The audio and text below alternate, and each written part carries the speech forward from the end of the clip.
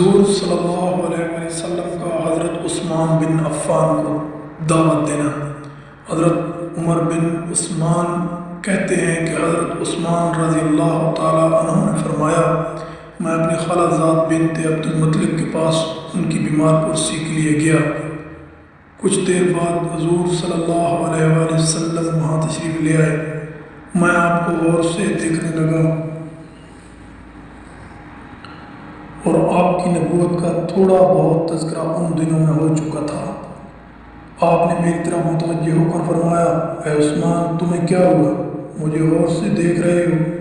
میں نے کہا، میں اس بات پر حیران ہوں کہ آپ کا ہمارے میں بڑا مرتبہ ہے اور پھر آپ کے بارے میں ایسی باتیں کہی جا رہی ہیں۔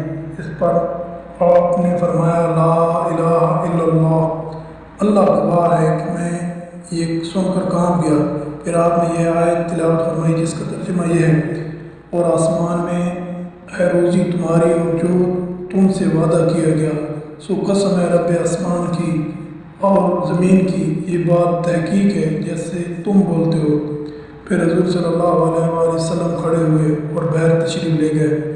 میں بھی آپ صلی اللہ علیہ وسلم کے پیچھے چل دیا اور آپ کی خدمت میں حاضر ہو کر مسلمان ہوا۔ حضور صلی اللہ علیہ وسلم کا حضرت علی